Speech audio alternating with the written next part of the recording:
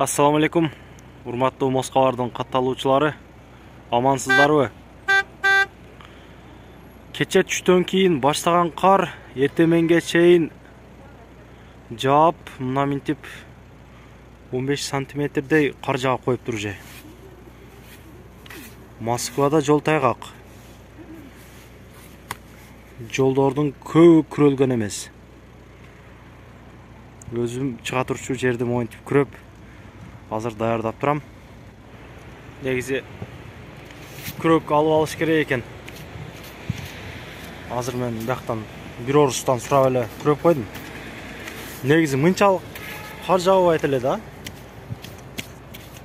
Ошол туугандар, бүгүн буйруса Яндексти иштейм. Коэффициенттер жакшы болуп атат.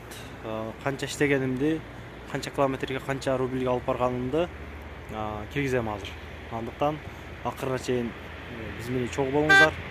Каналга каттала элек болсоңуздар катталып, галочканы басып, туугандар менен бөлүшүүнү унутпаңыздар. Ушундай кылып мен 4 саат эле таксометрде иштедим. Коэффициент жакшы болуп, 4000 таза болду. 600-700дөй бензинге кетти. Ошол. Москвада коэффициент күчөп атат. Айдын аягына чейин эми жумуш жакшы болот.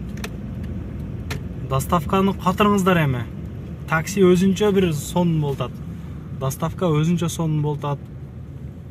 Ишти кылгыла, этият болгула. Ойлап пайдаңыздар. Келерки видеолордон көрүшкөнчө сак саламатта калыңыздар. Аты жөнүм Иса Садыр уулу, Москвалар элдин кызматында.